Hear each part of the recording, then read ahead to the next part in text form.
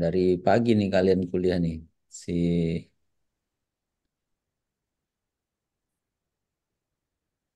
Rashid.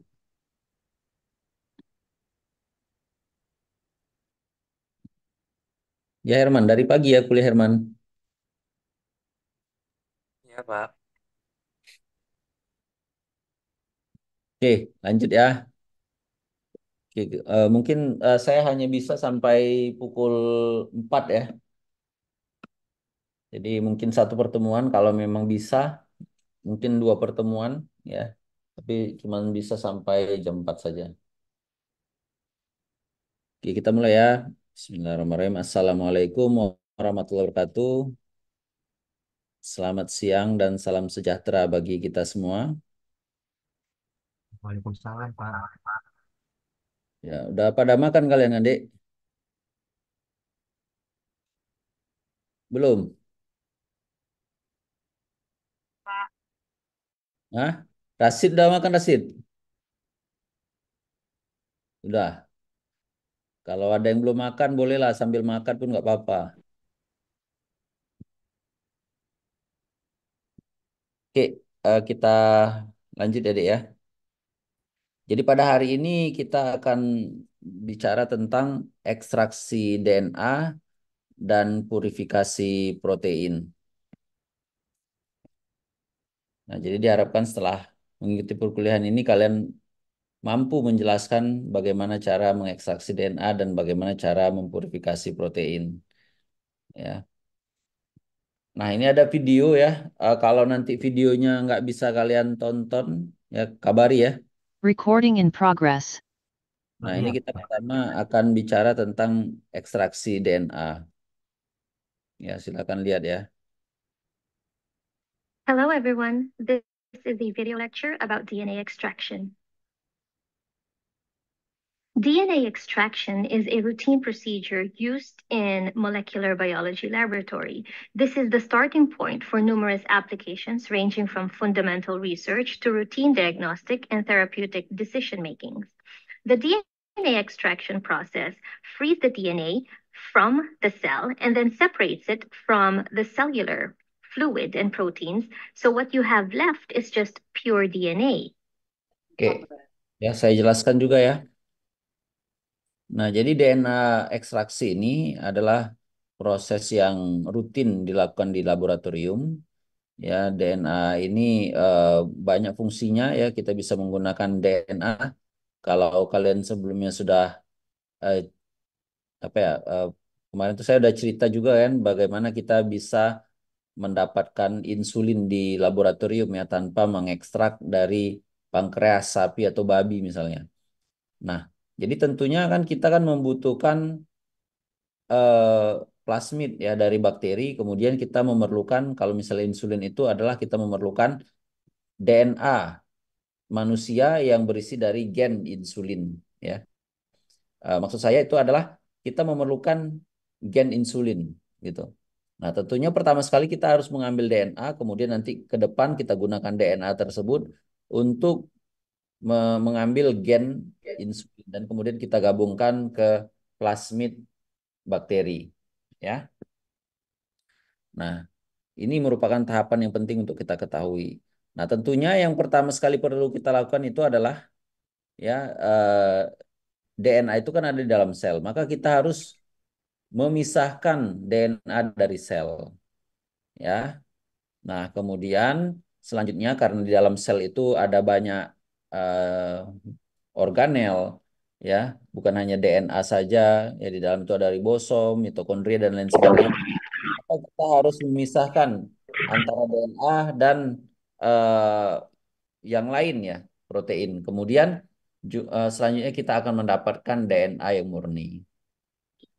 The isolation of DNA is needed for genetic analysis, which may be used for scientific, medical, or forensic purposes. Nah, itu ya kita memerlukannya itu untuk diagnostik ya dan juga untuk proses untuk mengetahui genom seseorang juga kita memerlukan nanti ekstraksi DNA. DNA extraction may also be called DNA isolation and DNA purification. These expressions are often used interchangeably for the same processes. However, there are some slight differences between them. When we say DNA isolation, this aims to get as much of the DNA out of your sample. When DNA purification is used, this is done to reduce or even to eliminate the contamination from the isolated DNA. And when we say DNA extraction, this is just one specific way to achieve both isolation and purification. Nah, jadi istilahnya itu ada beberapa istilah ya yang kita terkadang confuse ya. Ada yang dimaksud dengan DNA isolation, purification, dan extraction.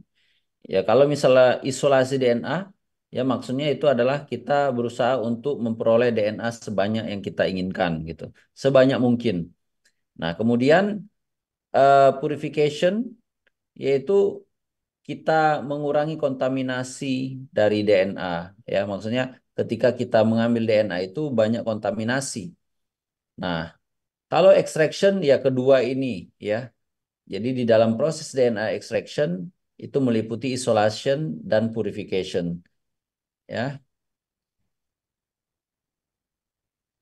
As mentioned earlier, DNA extraction techniques are a starting point for most molecular biological experiments because in order to be able to analyze or to study the DNA, you first have to be able to get it out of the cell.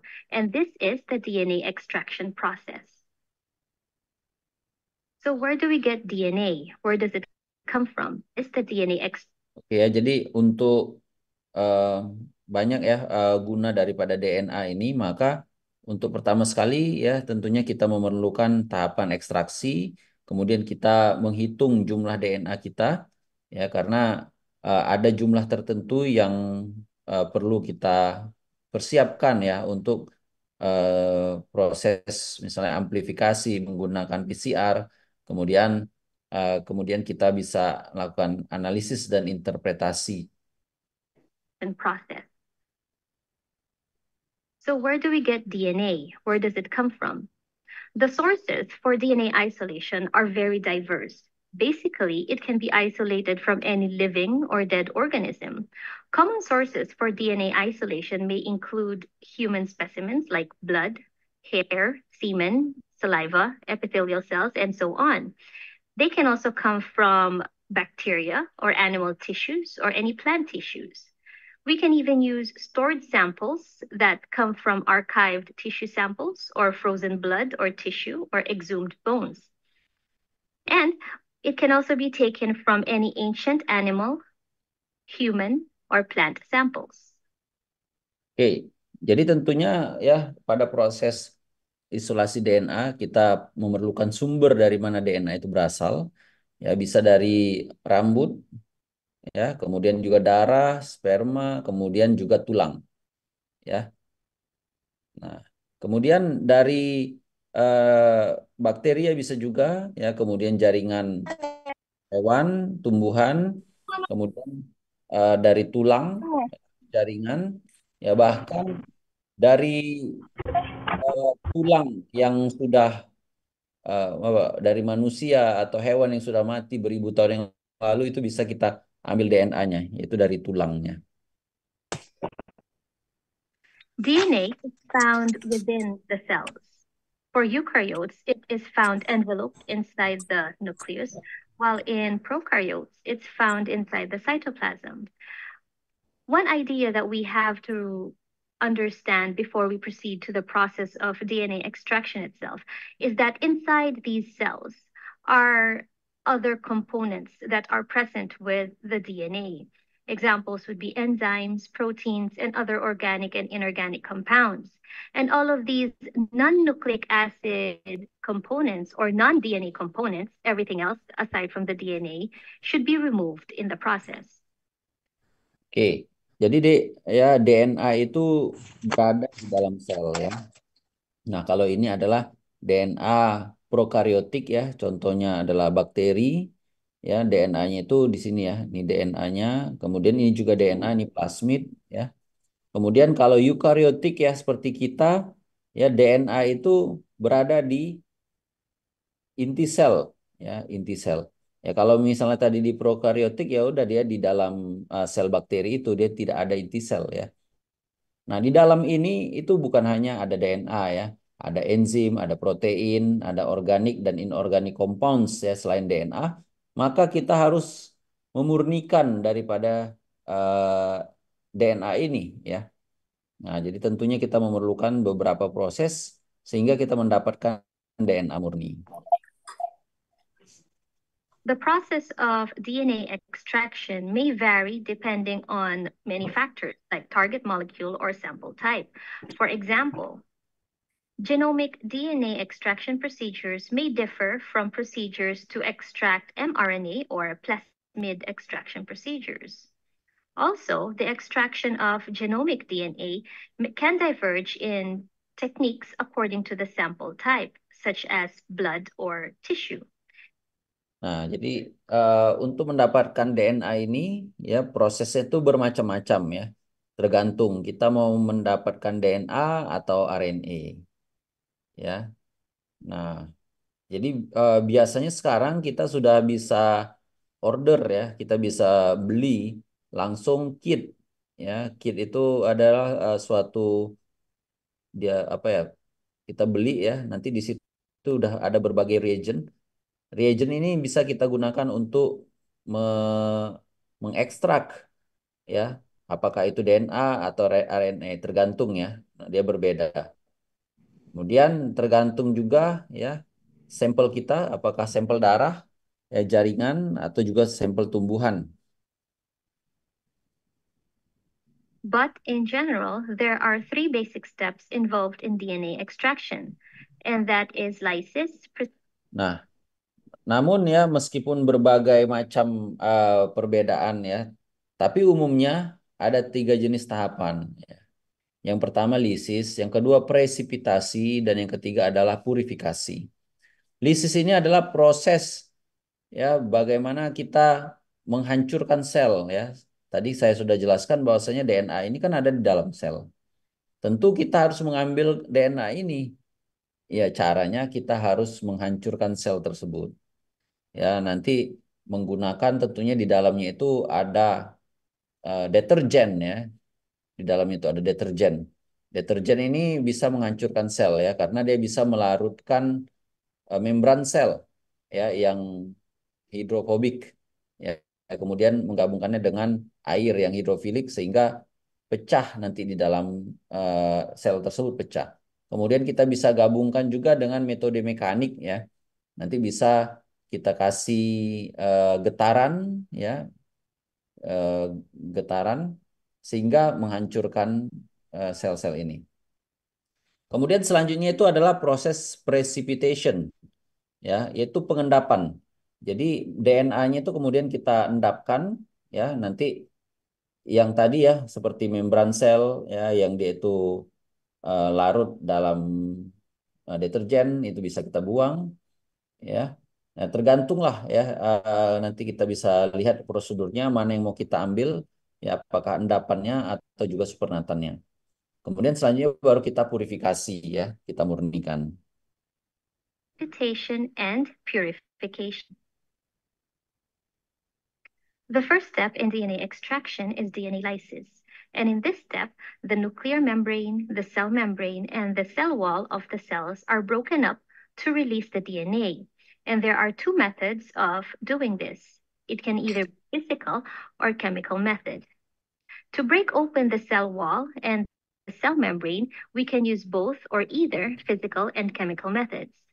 But when it comes to nuclear membrane lysis, we mostly use chemical methods. The lysis step is also commonly referred to as cell disruption. We mostly Ini deh ya, yang pertama itu proses lisis ya. Ini kalian bisa lihat di sini, ini adalah sel. Ya, di dalam sel itu ada mitokondria ya dan lain sebagainya. Kemudian di dalam sel itu ada inti sel. Nah, untuk menghancurkan sel ini ya supaya bisa DNA-nya itu rilis ya, biasanya menggunakan metode physical dan chemical. Ya, kalau untuk menghancurkan dinding bagian luar ini kita bisa menggunakan metode fisik. Ya, nanti biasanya dalam tube kita bisa kasih namanya beads ya, gelas-gelas kecil. Nanti kemudian kita ada mesin yang untuk menggetarkannya itu sehingga hancur. Ya, nah kemudian kalau untuk menghancurkan membran yang ada di inti sel ini maka kita menggunakan proses secara kimia ya. Nah, jadi kalau kita menginginkan mengambil DNA ini, maka dua metode itu perlu kita gabungkan ya dengan metode kimia dan juga dengan metode fisika ya. Chemical methods. The lysis step is also commonly referred to as cell disruption or cell lysis, since we are breaking open the cell to expose the DNA from within. The first method is the physical method by mechanical disruption. This breaks open the cells. Now, mechanical disruption is particularly important when using plant cells because they have a tough cell wall. Examples of mechanical disruptions would be by the use of a blender or maybe mortar and pestle, or cutting the specimen into different smaller pieces like leaves, or the use of a sonicator. Nah, ini adalah proses lisis ya, eh, yang khususnya pada sel tumbuhan ya, karena sel tumbuhan itu dia lebih kuat lagi dinding selnya. Maka ada beberapa metode fisik ya untuk khusus untuk sel tumbuhan ya. Kalau kalian juga melakukan proses ekstraksi tumbuhan, ini kalian lakukan juga, yaitu proses memotong-motongnya menjadi lebih kecil ya, kemudian memblendernya atau juga menggunakan mortar dan pestle, kemudian juga bisa menggunakan sonicator. The second method is the chemical method, and this uses either detergents or enzymes. Nah, kemudian Hello, selanjutnya everyone. For animal cells, menggunakan metode kimia ya. Tadi saya sudah jelaskan menggunakan deterjen ya, karena deterjen ini akan menarik lipid yang ada pada membran sel ya sehingga dia itu hancur. Kemudian menggunakan enzim bisa juga ya, seperti targets amino acids bonds ya. Enzim ini mentargetkan amino acid bonds ya, kemudian bisa juga selulase ya, litikase ya, kemudian lysozyme ya, yang mana enzim-enzim ini bisa khusus ke tergantung sel yang kita ingin hancurkan. which are rich in proteins. Cellulase is used for plant cells to degrade the cellular components, which is primarily cellulose. Liticase may be used for yeast. And for gram-positive organisms, we can use lysozyme. The next step, which is known as the precipitation step, separates the freed DNA from the cellular debris. After the completion of the lysis step, the DNA has been freed from the nucleus, but it is now mixed with other cell parts. This is what we call as the cell extract. And this contains significant quantities of detergents, proteins, reagents that were used during the cell lysis. Precipitation involves the use of sodium ions, which will neutralize any negative charge in the DNA molecules, making them less water soluble and more stable. Next is alcohol, such as ethanol or isopropanol. This is added and causes the DNA to precipitate out of the aqueous solution because it is not soluble in alcohol. To get a clean sample of DNA, it is necessary to remove as much of the cellular debris as possible. And this can be done by a variety of methods. An example is the addition of a protease, which is a protein enzyme, which degrades any DNA-associated proteins and other cellular proteins. Alternatively, some of the cellular debris can be removed by filtering the sample. Oke, yang proses selanjutnya yaitu setelah tadi kita melakukan proses lisis ya, sekarang membran selnya itu sudah rusak dan di dalamnya itu tentunya banyak komponen. Nah, kita ingin memisahkan antara DNA dan komponen-komponen yang lain ya. Nah, caranya itu adalah dengan menambahkan eh, natrium ya. Natrium ini akan menetralisasi protein-protein yang negatif, yang charge-nya negatif, ya kemudian kita tambahkan juga alkohol. Nah, alkohol ini menyebabkan DNA itu menjadi eh, tidak larut di sini, ya, menjadi tidak larut, ya, sehingga nanti kita misalnya kita buang bagian atasnya, ya, maka nanti DNA akan tinggal di sini. Nah, nanti yang DNA yang tinggal di sini itu bisa kita larutkan dengan menggunakan air. The precipitation step is important so that we can come up with the DNA in its pure form. The presence of cellular debris like proteins, lipids, polysaccharides, and some other organic or inorganic compounds in the DNA preparation can interfere with the DNA analysis methods. They can also reduce the quality of the DNA, and this can lead to its shorter storage life. Nah, ini proses ini penting ya, Dek, ya, karena kita ingin mendapatkan DNA yang pure, ya. Kenapa? Karena kalau misalnya DNA-nya itu tidak murni, maka akan mempengaruhi kualitas daripada DNA ini. Nah, karena DNA ini kan mau kita gunakan untuk eksperimen berikutnya, ya. Kemudian kalau banyak kontaminan, maka akan menyebabkan mudah rusak DNA ini.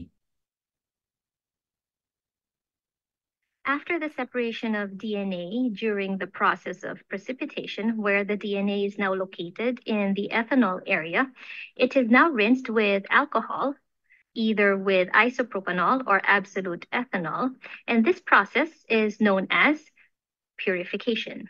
Purification removes all of the remaining cellular debris and unwanted material.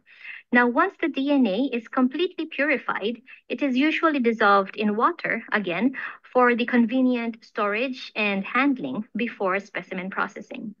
Nah, tadi ya sudah saya jelaskan, ya. Nah, dengan penambahan etanol, ya, maka nanti DNA-nya itu berpisah ya dengan eh, zat-zat yang lain, ya.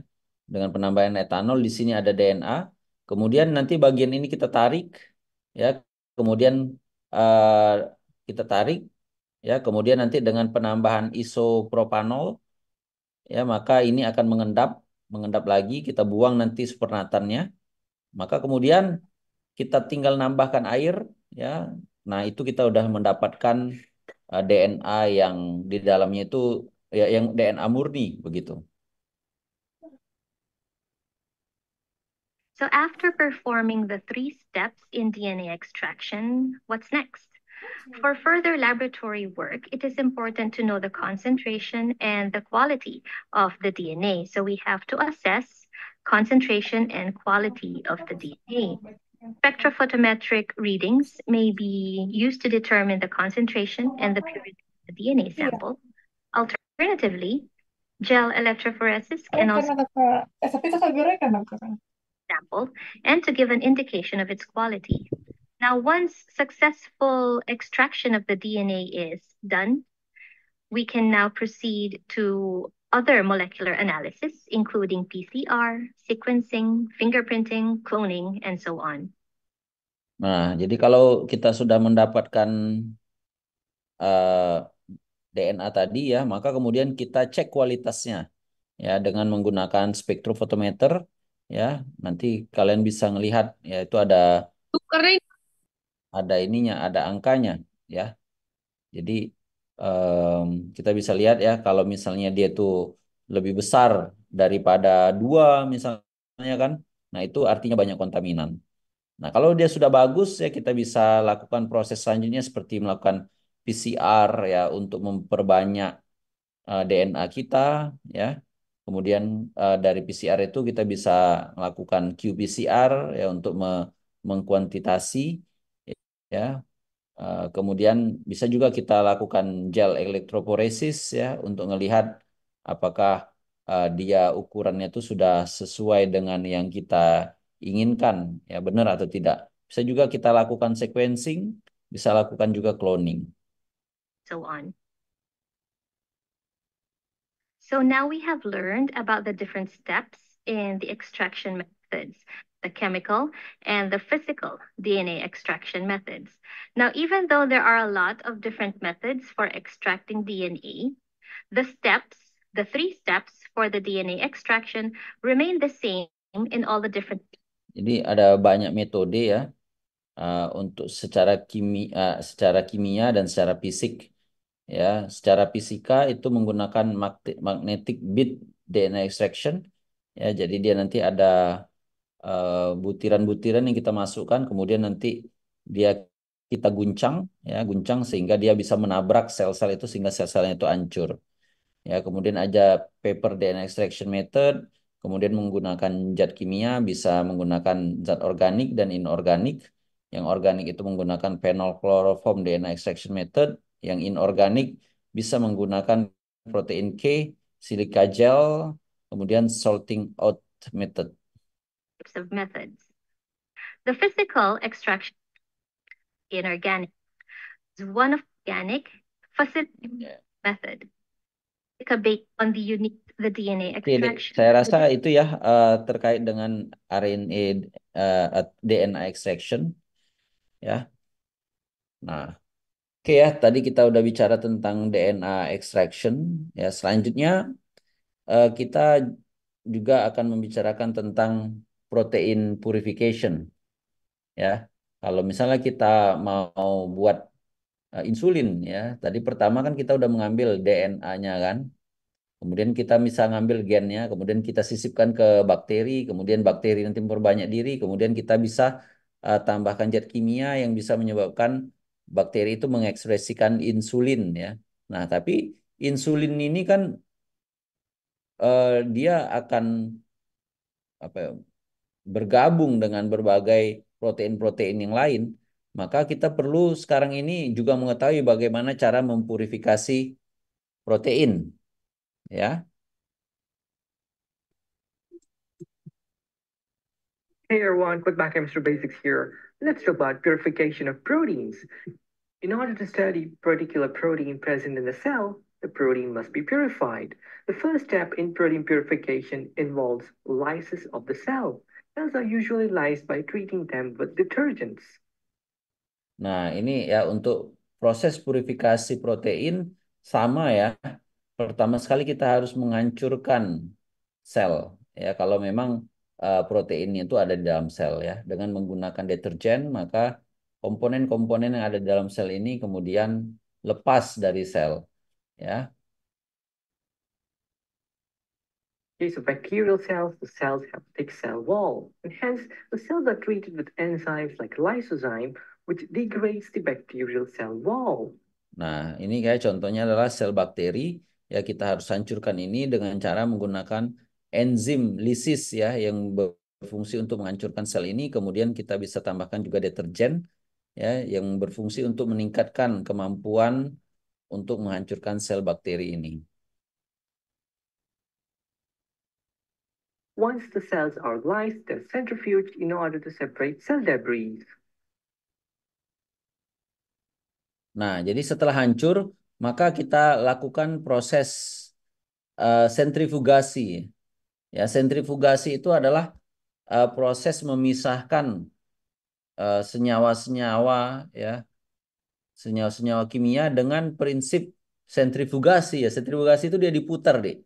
Diputar dengan kecepatan tinggi ya, nanti ada nih tube ya, kita putar dengan kecepatan tinggi maka nanti zat-zat yang tidak larut ke dalam air dia akan berada di atas, kemudian yang tidak larut dia akan ke bawah ya, atau zat-zat yang lebih berat akan berada di bawah ya.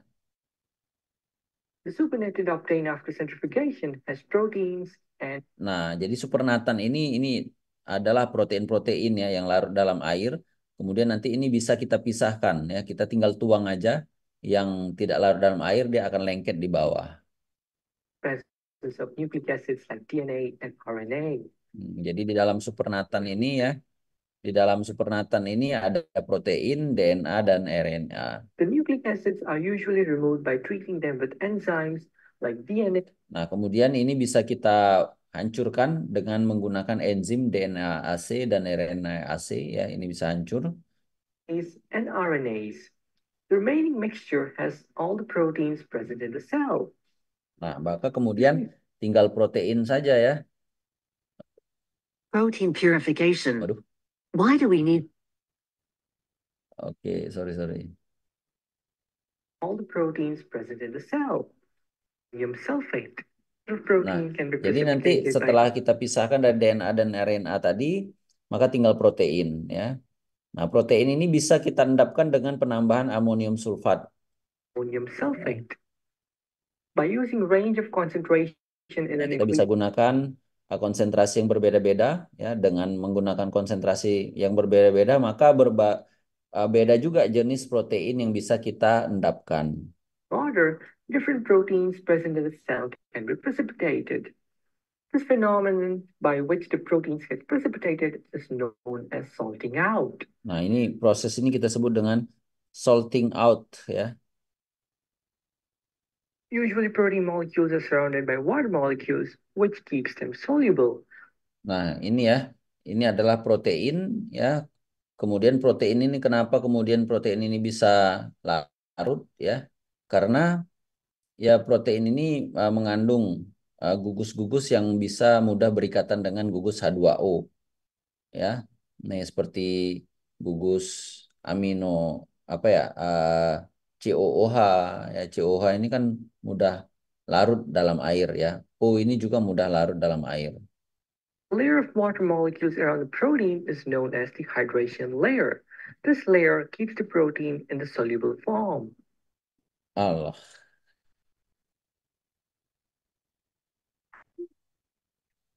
Usually proteins around this layer keeps the protein in the soluble form. Oke. Addition of ammonium sulfate removes the hydration layer around the protein.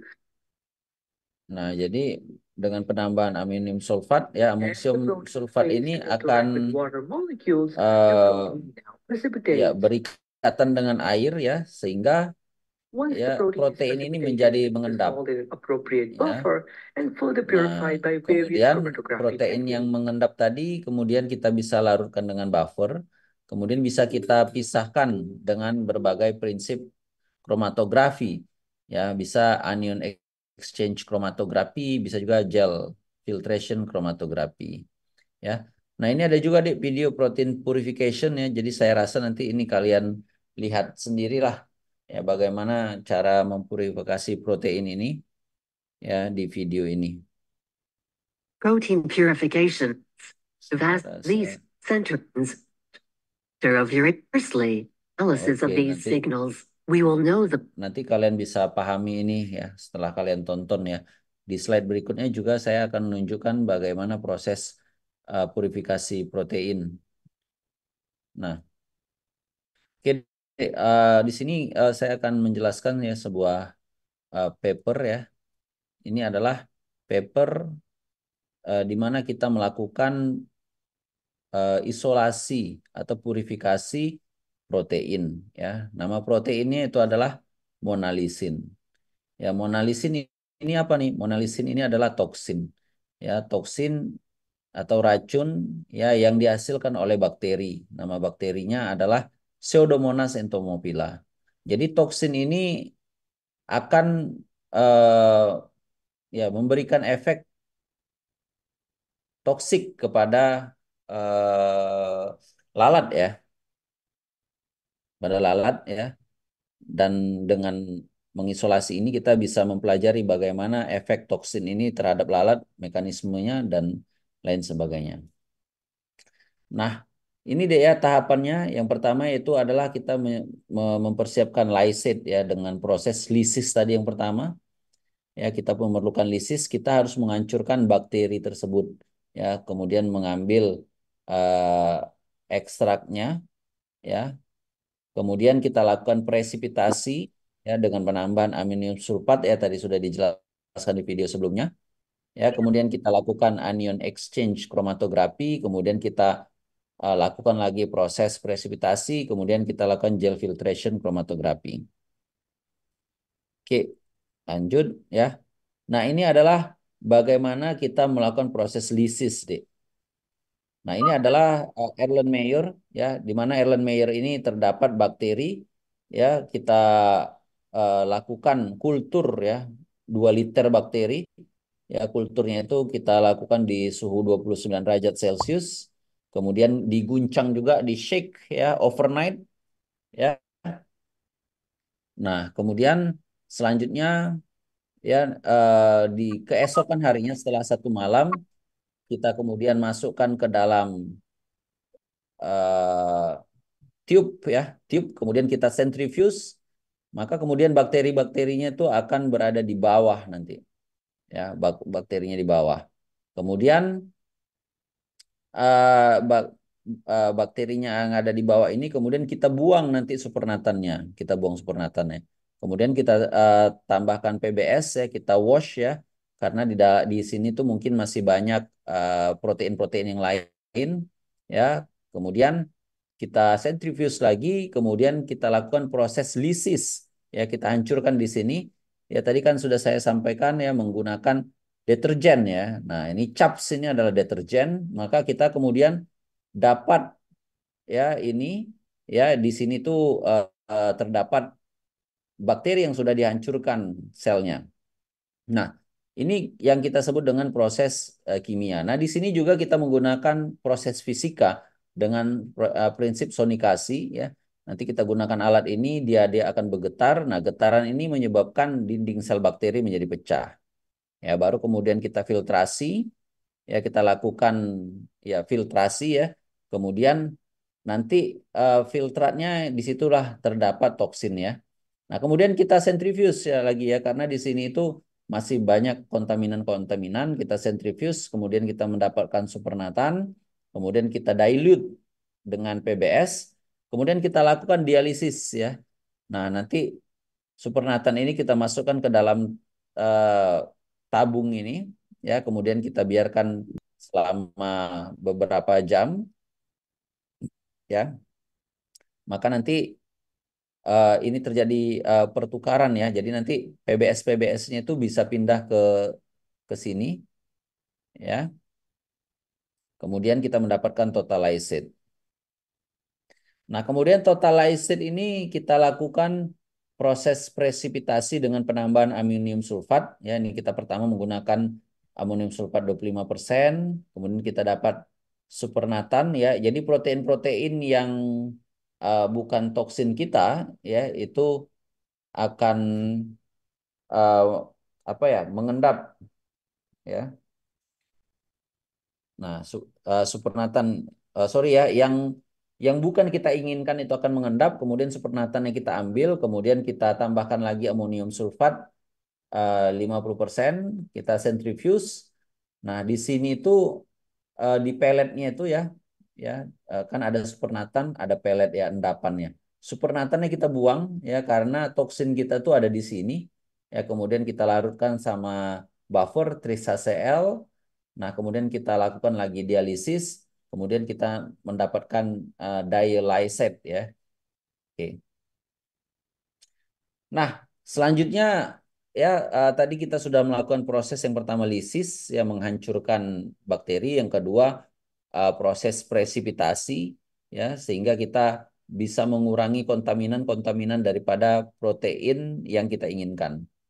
Nah, yang pertama selanjutnya kita lakukan proses separasi lagi dengan menggunakan anion exchange chromatografi ya.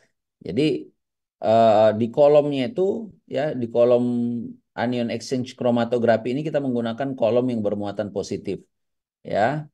Nah, jadi kemudian kita masukkan protein kita ke dalam kolomnya ini, maka nanti yang bermuatan negatif itu akan berikatan di kolom ya. Nah, yang bermuatan positif, protein bermuatan positif ya dia akan turun ya. Kemudian selanjutnya kita tambahkan NaCl ya, NaCl 1 molar ya dengan peningkatan konsentrasi yang meningkat ya, terus meningkat gitu. Nah, nanti kita tampung deh ya di tube ya, setiap 1 menit kita tampung ya, kemudian eh, apa yang ada di dalam sini itu adalah berbeda-beda proteinnya ya, berbeda. Baru kemudian untuk ngetes ya tube yang mana mengandung toksin kita, maka kita tes toksisitasnya atau tingkat racunnya itu kepada sel, ya, sel S2. Ya, kemudian mana nanti yang kita deteksi dia itu sebagai eh, fraksi yang toksik, maka kemudian kita gabungkan. Nah, ini deh ya, kalau misalnya kita lihat deh, ya, yang ini adalah buffer ya, dia itu tidak memberikan efek toksik ya. Kalau ini tinggi luminescence-nya artinya dia tidak toksik deh. Ya. Nah, jadi sebelumnya itu kita kolek ya, kita ambil beberapa tube ya sampai 28 tube ya dari anion exchange chromatografi dan kemudian kita tes toksisitasnya semua dan ternyata kita dapati tube 4, 5, 6, 7, 8 itu toksik terhadap sel. Nah, kemudian yang 4, 5, 6, 7, 8 ini inilah yang kita gabungkan. Ya, jadi kita sudah mendapatkan fraksi yang toksik kepada sel. Jadi toksinnya tadi, yang protein tadi tuh di sini deh, yang kita inginkan itu. Ya, kemudian kita gabungkan lah 4, 5, 6, 7, 8 ini. Nah, kemudian selanjutnya kita lakukan lagi proses ammonium sulfate precipitation ya, kita lakukan lagi proses pengendapan dengan menggunakan amonium sulfat konsentrasi 50%. Kemudian kita endapkan lagi ya di sini peletnya, di sini adalah toksin kita tadi.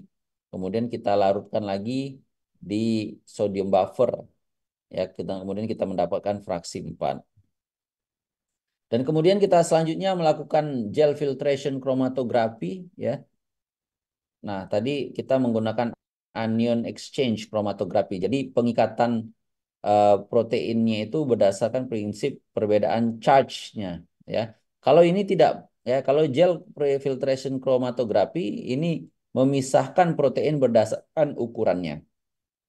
Jadi di dalam kolomnya itu yang ada pada gel filtration chromatography, di sini terdapat bits-bits yang ukurannya berbeda-beda ya. Ini kalau misalnya kalian di sini agak ada besar ya, ini kecil. Kemudian kita masukkan protein kita, maka dia nanti akan mengalir di dalam kolom ini. Nah, jadi kalau misalnya dia itu berukuran kecil, ya. Nah, berukuran kecil maka dia akan masuk ke dalam bola-bola ini ya tentunya karena dia masuk dia semakin lama, ya.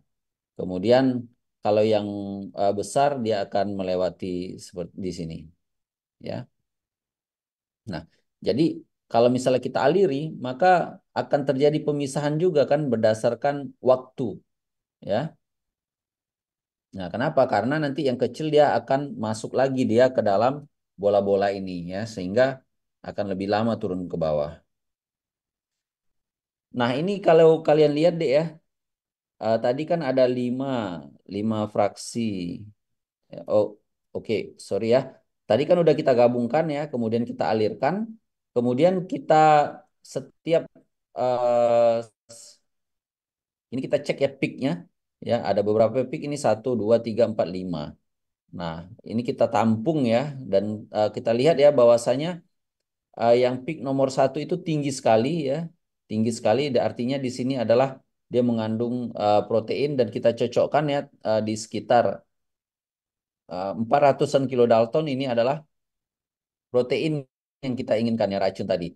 Dan juga kita cek ya toksisitasnya ya yang nomor 1 ini 1, 2, 3, 4 dia itu bersifat toksik kepada sel. Ya, jadi kita memang menggunakan cara ngecek toksisitas pada sel untuk melihat apakah kita benar-benar mendapatkan protein yang kita inginkan.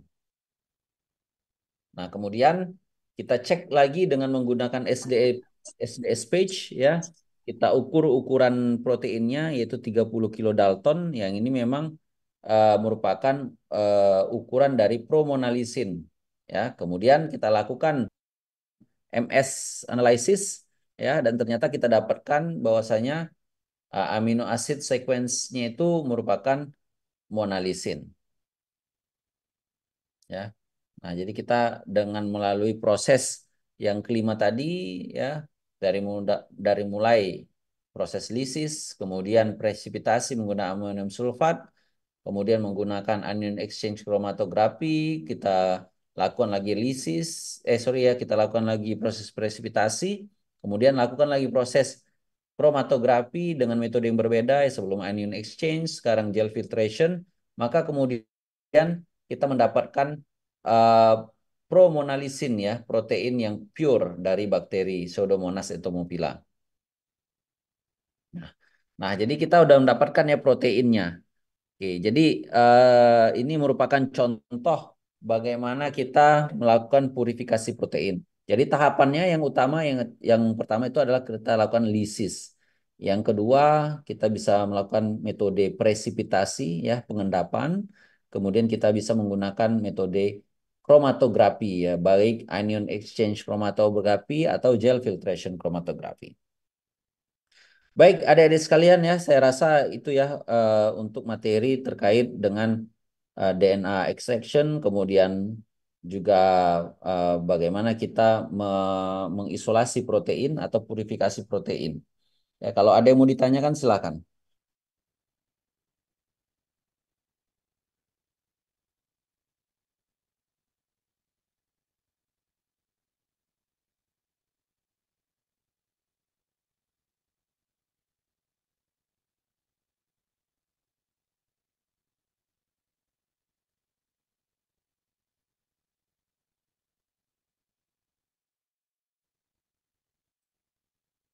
Jadi,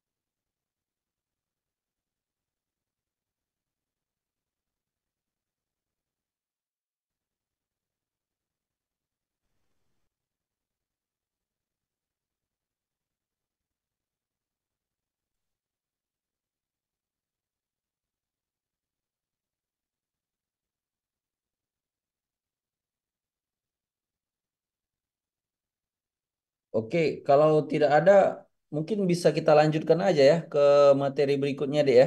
Bagaimana, Dek? Masih sanggup Boleh. kalian? Di sini Gimana? Pak, Nah, kamera Bapak di sini lab Pak. apa? Kameranya jaringan Bapak Pak kayaknya Pak. Macet Pak. Macet. Iya Pak. Izin Pak, Bapak nggak nampak wajahnya Pak. Jadi ngelek ke kameranya Pak ya. Iya, sebenarnya saya on kan cam ini, cuman kadang bisa kayak gini dia, matikan dulu, hidupkan lagi, baru kemudian kelihatan ya. Jadi sorry ya. Gimana? Ini kita mau lanjut lagi? Kita bisa lanjutkan lagi, tapi sampai jam 4. Jadi kita bisa menjelaskan ini dalam waktu yang sesingkat-singkatnya. Mana? Boleh Pak. Farhan, Putri, Alex ada di sini. Siapa nih komtingnya nih? Udah bingung saya Alex nih. nggak ada Pak, kalau biotek saya Pak. Hah? Siapa komtingnya? Kamu ya, Putri? Iya, karena Alex kan sudah ngambil duluan Pak. Oh, udah ngambil duluan dia. Nah, kita lanjutkan ya. Boleh Pak. Biar selesai ya. Selesai berarti ya selesai tak selesai minggu depan jatahnya Pak Sony ya. Oke, kalau oke kita lanjutkan ya. Jadi tidak sulit juga ya materi yang berikut ini karena sebelumnya kalian sudah terpapar terkait dengan plasmid dan cloning juga sebenarnya. Oke, jangan lupa ya Dea di absen ya. Di absen ini satu usul masalah ya. Jadi saya nanti cukup banyak juga kerjaan ini mengabsenkan kalian ini di satu usul nanti ini. Oke, materi selanjutnya yaitu tentang cloning gen dan gene editing. Sudah bisa dilihat, Dek? Sudah Pak. Sudah ya, oke. Oke, cloning gen ya, cloning gen. Cloning itu kan dia kita mengambil, gitu kan, mengambil kemudian eh, gen ya. Jadi kalau misalnya ada DNA kan, DNA itu kan banyak di dalam itu gen. Nah, sekarang kita mau ngambil salah satu gen aja, yaitu yang kita sebut dengan cloning gen. Dan ada lagi namanya gene editing ya. Gene editing ini ya kita mengedit gen, ya mengedit gen. Ya sama misalnya kalian mengedit di Microsoft Word, ya bisa kita tambahkan kata, bisa kata, buang karakter, tambah karakter, kan kayak gitu ya. Nah, cuman ini yang kita edit itu adalah gen. Nah, ini ya, jadi capaian pembelajarannya itu setelah ini kalian mampu menjelaskan tentang cloning gen dan tentunya gene editing. Ya, nah ini ya materinya yaitu tentang cloning gen, ya kemudian ya tentang gene editing ya, belum saya tambahkan di sini. Nah, ini juga Dek sudah saya jelaskan ya berkali-kali sebenarnya ini. Nah, kita mau mengklon ya, mengklon suatu gen ya. Jadi caranya itu adalah begini Dek. Nah, ini adalah sel manusia. Ya terserah ya Dek ya, kalian mau mengklon gen apa sekarang? Gen tumbuhan kah? Ya, ya, atau manusia, bakteri dan lain sebagainya. Nah, dalam hal ini kita ingin mengambil DNA daripada manusia ya. Nah, dalam hal ini contohnya adalah insulin gene ya, gen insulin. Jadi pertama sekali kita harus melakukan proses tadi deh, ekstraksi DNA kan di sini katanya human DNA. Dari mana human DNA-nya? Ya ekstraksi dulu lah. Gimana cara ekstraksi DNA? Tadi kan udah dijelaskan. Ya lisiskan dulu, ya kan? Presipitasi dulu, kemudian nanti dilarutkan. Dapatkanlah nanti DNA. Nah, kemudian di dalam DNA itu kan ada banyak gen kan? Yang mana ini? Ya ada ratusan ribu gen. Nah, maka kalian melakukan proses yang namanya PCR ya. Kalian nambahkan nanti primer yang khusus dia itu korespon ya atau match dia dengan DNA dengan gen yang kalian inginkan. Misalnya insulin gene ya, gen insulin. Ya ceklah dulu ya bagaimana susunan daripada gen insulin. Nah, nanti kalian bisa ambil buat primernya ya, ya dari ujung ke ujung ya, kemudian nanti lakukan proses PCR, maka kalian nanti akan dapat khusus dia gen insulin. Nah, maka selanjutnya kita perlu melakukan teknik rekombinan ya. Kita perlu ambil ya plasmid ya dari bakteri, kita potong ini plasmid ya, dan di sini sebenarnya plasmid ini udah banyak juga dijual ya. Potong, kemudian kita letakkan insulin ini kemari gennya. Ini yang kita sebut ini adalah rekombinan DNA. Ya, kenapa kita sebut dengan rekombinan? Ya, karena kita mengkombinasikan kembali antara gen manusia kemudian dengan DNA daripada bakteri. Baru kemudian kita masukkan lagi ke dalam bakteri. Ya, kemudian kita perbanyak ya sehingga kita banyak bakteri ini saat yang sama dia akan memperbanyak juga plasmid. Di dalam plasmid ini ada gen insulin. Maka kemudian ini gen insulin ini bisa eh, ditranslatekan ya. Ya pertama dia tentunya ditranskripsikan kemudian ditranslatekan menjadi insulin ya, menjadi insulin. Nah, kalau ini ya kita bisa lihat ini kan dia cloned insulin gene ya. Jadi kita udah mengcloning ya gen insulin. Kemudian ini kita mendapatkan insulin ya. Oke.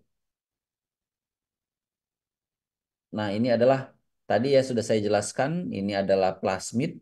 Kemudian kita masukkan gen kita di plasmid ini kita sebut dengan rekombinan DNA. Nah, jadi di sini memerlukan dua enzim. Yang pertama enzim yang memotong di sini dan juga memotong gen ini.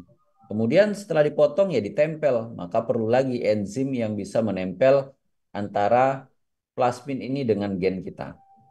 Ya. Oke, jadi ya masuk akal ya. Tentunya kalau mau dibuka ya dipotong. Mau ditempel, ya ditempel dengan menggunakan lem. Tapi kita tidak menggunakan lem di sini. Kita menggunakan enzim ya. Enzim untuk melengketkan ini. Nah, ini saya rasa sudah ya, sudah kita jelaskan. Nah, ini juga sudah jelaskan ya. Jadi kalian bisa tinggal baca aja ini. Nah, ini ya, Dek ya. Tadi ya, ini udah kita dapatkan rekombinan plasmid ya. Nah, jadi yang memotong ini dek namanya itu adalah restriction enzyme ya, enzim yang bisa memotong. Ya, jadi dia tuh bisa memotong di sini dek. Nah, jadi ada banyak enzim dan enzim ini dia spesifik terhadap susunan DNA tertentu ya. Kemudian nanti kita sudah dia terpotong, nanti di sini kita bisa sisipkan gen kita. Kemudian kita menggunakan DNA ligase ya yang berfungsi sebagai lem untuk merekatkan antara plasmid dan gen yang kita sisipkan. Nah, nah kemudian tadi kan Dek ya sebagaimana saya sampaikan tadi kan kita sudah dapat nih plasmid ya. Plasmid. Nah, terus ya plasmid ini kan harus diperbanyak. Cara memperbanyaknya itu adalah dengan minta tolonglah kita dengan bakteri kan. Nah, jadi kita masukkan ini ke dalam tube ya, di dalam ini ada bakteri, kemudian kita masukkan plasmid, kemudian kita panaskan deh. Ya, panaskan pada suhu 42 derajat Celcius ya dalam waktu 30 detik ya, nggak boleh lebih ya. Nanti karena terjadi heat shock ya, terkejut nanti bakterinya ini dengan panas itu, kemudian dia lebih permeable, maka kemudian nanti plasmid ini masuk ke dalam bakteri. Ya, masuk ke dalam bakteri, kemudian uh, bakteri ini akan memperbanyak diri ya, kemudian bakteri ini akan memperbanyak juga plasmidnya ya. Nah, jadi di kultur ini juga Dek ya, kita sudah ngasih antibiotik ya. Antibiotik ini kita kasih untuk membunuh bakteri yang tidak memiliki plasmid ini. Karena di plasmid ini sudah ada juga gen uh, yang resisten terhadap bakteri ya. Oke, sebentar ya Dek ya.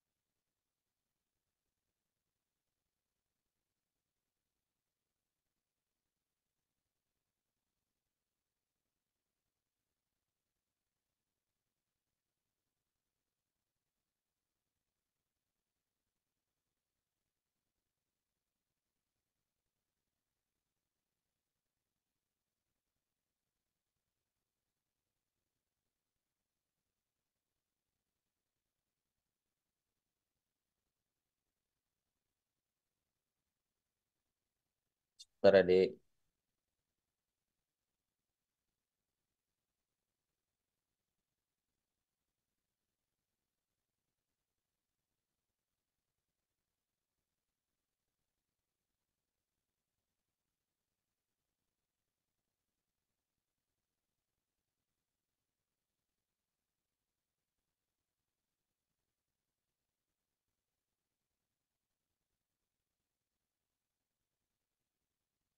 Oke, kita lanjutkan ya.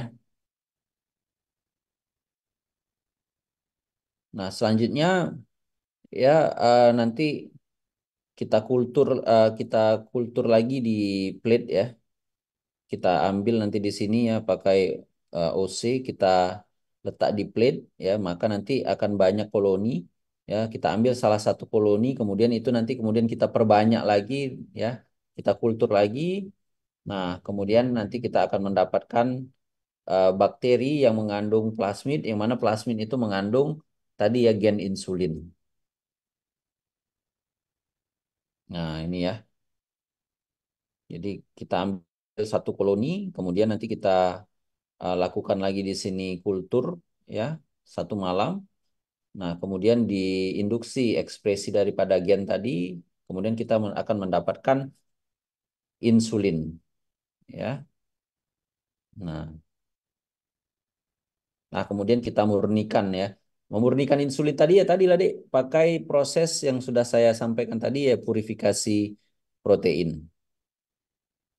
Oke, Dek. Apakah bisa dipahami ya terkait dengan cloning gen ini ya, kita mengklon gen insulin dari manusia. Bisa ya? Oke, kalau bisa kita lanjut lagi. Ya, ini adalah salah satu paper kita ya, yang di dalam ini ada proses cloning.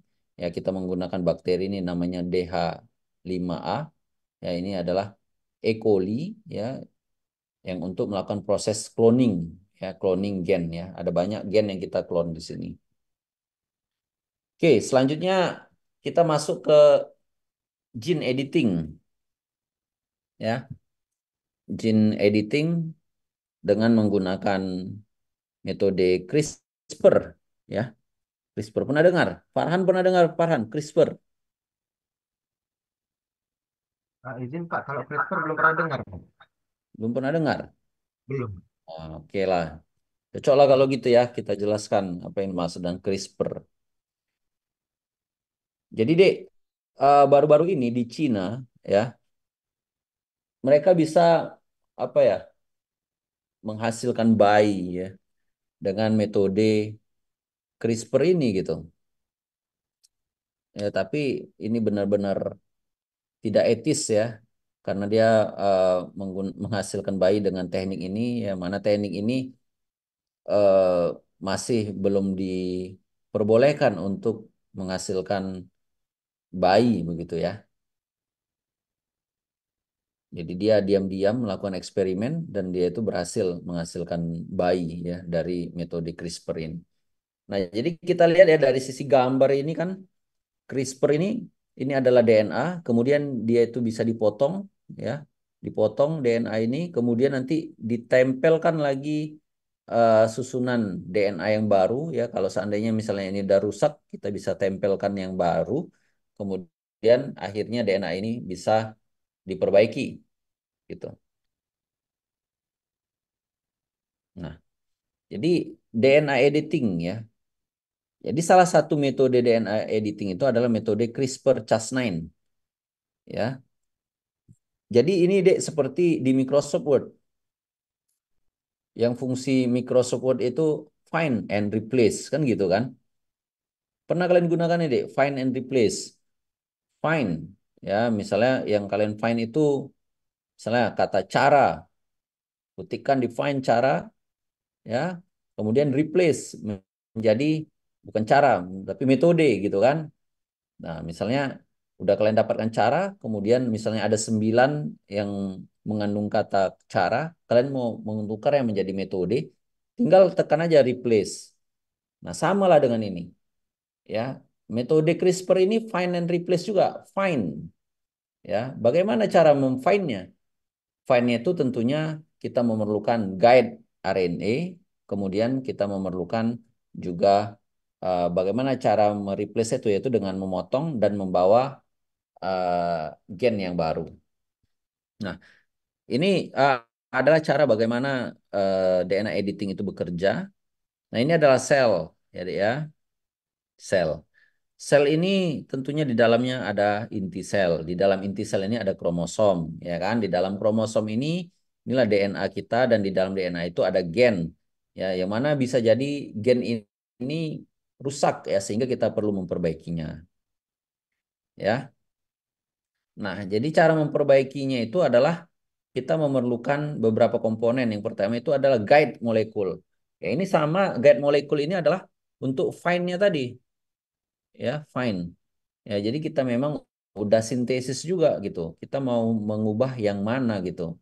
Ya kan pertama kan kita lakukan lu sequencing gen kita kan, kita udah tahu oh ini kayaknya rusak ini. Nah, maka kita harus eh, membuat guide RNA ya, yang dia itu match dengan gen yang rusak tadi ya. Nah, baru kemudian kita memerlukan healthy DNA copy, DNA yang benar itu bagaimana susunannya. Kemudian kita memerlukan gunting, ya itu yang kita sebut dengan DNA cutting enzyme, ya. Nah, ini adik ya, ini kalau misalnya kita lihat ya, kita perbesar ini di sini adalah misalnya ini gen, kita perlu guide molekul, ya.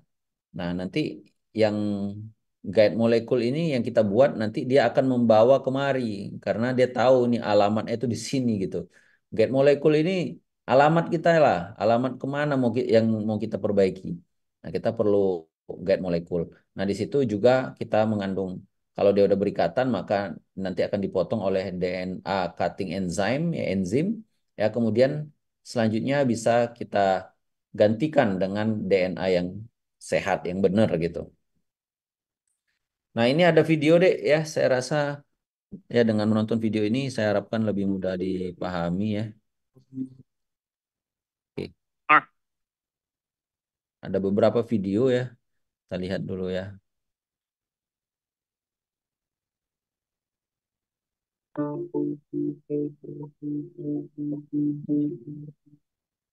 Dari zaman nenek moyang sampai sekarang, kita selalu bertanya, apa yang sebenarnya membentuk diri kita? Satu persatu jawabannya pun ditemukan, dari mulai kromosom sampai ditemukannya DNA. Bagian kecil berisi miliaran kode yang membentuk nggak hanya manusia, tapi Bisa dilihat deh videonya. Izin Pak sudah Pak. Jelas. Nah, Sudah Pak. oke. juga semua makhluk hidup di dunia. Dan sekarang semua makin seru ketika peneliti nemuin cara untuk ngedit alias ngemodif DNA dalam tubuh kita. Nah, pertanyaannya, emang bisa gimana caranya? Apa aja yang bisa kita ubah dan mungkinkah kita menciptakan manusia yang sempurna? Bukan ngeditnya dengan colokin kabel dan diedit lewat komputer, tapi pakai teknologi gunting DNA atau istilah kerennya CRISPR-Cas9. Gampangnya, bayangin DNA itu ibarat buku resep yang ngebentuk mata, telinga, warna kulit, sampai penyakit atau cacat yang kita punya. Nah, CRISPR-Cas9 ini kayak gunting buat nyari kode yang rusak, motong bagian itu dan ganti dengan kode yang diperbaiki. Penemuan ini jelas mengubah dunia karena untuk pertama kalinya ilmuwan bisa merekayasa genetika dengan jauh lebih cepat, murah, dan akurat. Pertanyaan besar pun muncul habis itu. Akankah kita bisa mendesain manusia yang sempurna?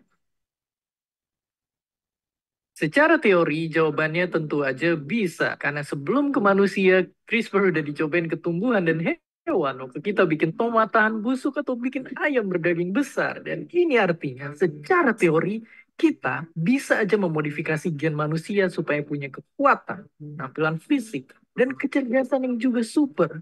Dan gak cuma itu, secara teori, rekayasa genetik ini bahkan bisa dimulai sejak dari kita di embrio, nyiptain bayi-bayi yang didesain untuk tahan penyakit atau superior secara fisik. Tapi ada satu hal yang bikin ini masih susah untuk terjadi. Seenggaknya dalam waktu dekat. Apa itu? Namanya bioetik, alias kode-kode etika ilmu pengetahuan khususnya di bidang biologi. Sampai sekarang, para peneliti masih ngebahas segala potensi kebaikan, bahkan kerusakan juga yang diakibatkan oleh uji coba ini. Contohnya kayak peneliti di China ini, yang sempat ngeklaim berhasil, dalam tanda kutip, bikin bayi yang udah diedit kode genetiknya. Akhirnya, singkat cerita, ini bikin dunia marah karena terlepas dari hasilnya, penelitian tersebut udah nerobos banyak kode etik di bidang biologi, bahkan melanggar hukum yang ada. Ya, jadi seperti itu. Ada banyak PR yang masih tersisa sebelum akhirnya kita sekedar mengedit DNA manusia aja. Apalagi berusaha menciptakan sosok yang sempurna. Jadi imajinasi untuk nyiptain manusia sempurna dari ruang lab harus disimpan dulu. Meskipun begitu, kita udah nyampe di titik kemajuan rekayasa genetika yang belum pernah kita bayangin sebelumnya. Maka di tengah pandemi kayak sekarang teknologi ini bisa menyelamatkan kita dengan ngebedah isi virus, merekayasa genetikanya, dan bikin vaksinnya untuk nyembuhin wabah yang sekarang ada. Atau mungkin virus lain yang belum kita ketahui keberadaannya. Tapi copy paste DNA nggak semudah nyalain PR matematika. Teknologi itu mungkin baru akan terjadi puluhan tahun lagi. Tapi yang jelas, ilmu pengetahuan berkembang untuk kesejahteraan umat manusia, bukan kerakusan atau keserakahan yang rawan menimbulkan bencana. Dan jadi, siapkah kamu menjadi editor DNA? Dan seperti biasa, terima kasih.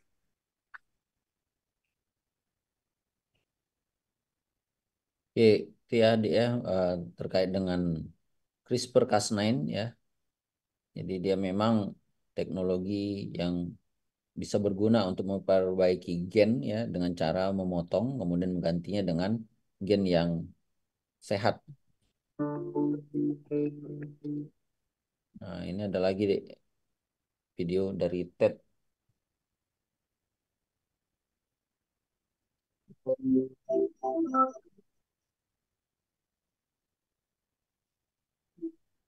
From the smallest single-celled organism to the largest creatures on Earth, every living thing is defined by its genes.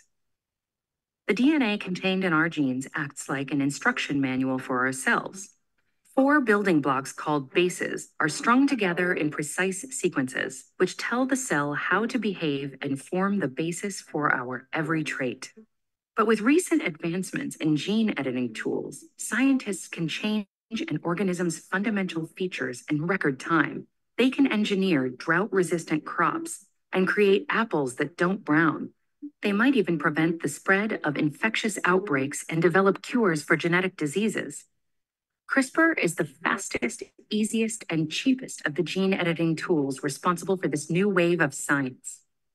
But where did this medical marvel come from? How does it work? And what can it do? Surprisingly, CRISPR is actually a natural process that's long functioned as a bacterial immune system. Nah, jadi CRISPR ini sebenarnya metode pertahanan bakteri. Ya. Jadi bakteri ini perlu bertahan dari mana? Dari virus ya. Jadi caranya bagaimana dia akan menghasilkan CRISPR-Cas9 ya. Yang mana CRISPR itu bisa memotong-motong DNA virus sehingga virus mati. Originally found defending single-cell bacteria and archaea against invading viruses, naturally occurring CRISPR uses 2 main components. The first are short snippets of repetitive DNA sequences called clustered regularly interspaced short palindromic repeats, or simply CRISPRs. The second are Cas, or CRISPR-associated proteins, which chop up DNA like molecular Nah, jadi komponennya itu yang pertama yaitu adalah chop up DNA like CRISPRs. CRISPR ya. CRISPR ini adalah susunan DNA ya yang terdiri dari susunan yang berulang. Ya, kemudian ada Cas9 ya. Cas9 itu Alright, real quick. Cas9 ya. DNA. Nah, Cas9 itu gunanya adalah untuk memotong. Ya, jadi guntingnya Bacteria Cas9. have this type of defense mechanism, but in 2012, scientists figured out how to hijack CRISPR to target not just viral DNA, but any DNA in almost any organism. With the right tools, this viral immune system becomes a precise gene editing tool, which can alter DNA and change specific genes almost as easily as fixing a typo. Here's how it works in the lab. Scientists design a guide RNA. Nah, jadi pertama kita harus mendesain namanya guide RNA ya. Nah, itu dia match ya dengan gen yang ingin kita perbaiki. Match the gene they want to edit and attach it to Cas9. Like the viral kemudian kita letakkan dia tuh di enzim Cas9 ya, guide RNA-nya. RNA in the CRISPR immune system. The guide RNA directs Cas9 to. Nah, jadi guide ya. Guide itu kan dia pembimbing ya. Itu alamatnya kemana? Dia bawalah ke alamat tertentu. Yang mana alamat itu adalah gen yang ingin kita perbaiki. Nah, di sini ada ya Cas9 ya. Cas9 ini gunting ya. Nanti begitu sampai ke alamatnya maka dia akan gunting. Ya. Jadi dengan kata lain guide RNA ini adalah yang akan mengguide gunting ini ke tempat yang memang kita inginkan untuk diperbaiki misalnya. Target gene, and the protein's molecular scissors snip the DNA. Nah, this is the key to CRISPR's. Nah, jadi sekarang dia udah potong ini ya sesuai ya. Jadi dia tidak ngasal ya di tempat mana-mana saja, tidak ya. Dia sesuai dengan alamatnya yang sudah kita desain ya. Kita sudah tentukan gennya A misalnya. Maka kita desain nanti guide RNA-nya yang match ya dengan gen A. Just by injecting Cas9 bound to a short piece of custom guide RNA, scientists can edit practically any gene in the genome. Once the DNA is cut, the cell will try to repair it. Typically, proteins called nucleases trim the broken ends and join them back together. But this type of repair process, called non-homologous end joining, is prone to mistakes and can lead to extra or missing bases. The resulting gene is often unusable and turned off. However, if scientists add a separate sequence of template DNA to their CRISPR cocktail, cellular proteins can perform a different DNA repair process called homology-directed repair.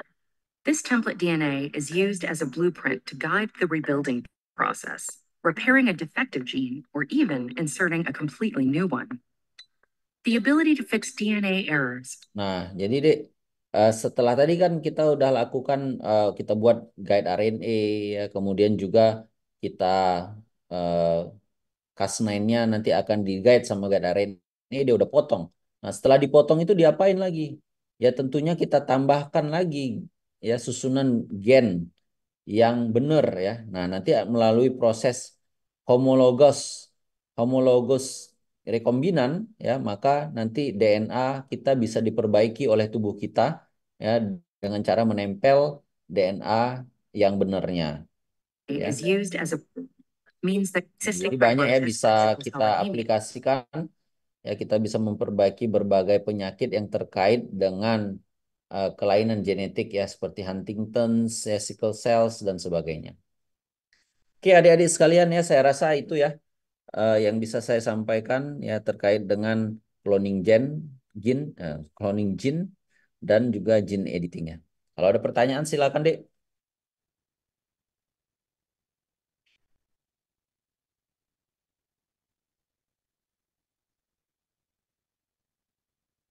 Oke, ada. Oke, kalau nggak ada ya nanti saya kasih ini slide-nya ya. Jadi artinya kita sudah menyelesaikan ya di semua pertemuan, ada 5 pertemuan. Jadi tolong nanti deh absennya ya komting kirim ke saya ya, nanti kalau satu usunya sudah sehat ya, maka kemudian nanti saya akan absen kalian di situ. Oke, ada pertanyaan? Nggak ada? Kalau nggak ada kita akhiri ya. Terima kasih semuanya. Ya, selanjutnya nanti hubungi Pak Sony ya. Nanti Pak Sony masuk minggu depan insya Allah. Ya, terima kasih. Assalamualaikum warahmatullahi wabarakatuh. Waalaikumsalam warahmatullahi wabarakatuh. Terima kasih banyak, Terima Pak. kasih, Sehat Pak. selalu, Pak.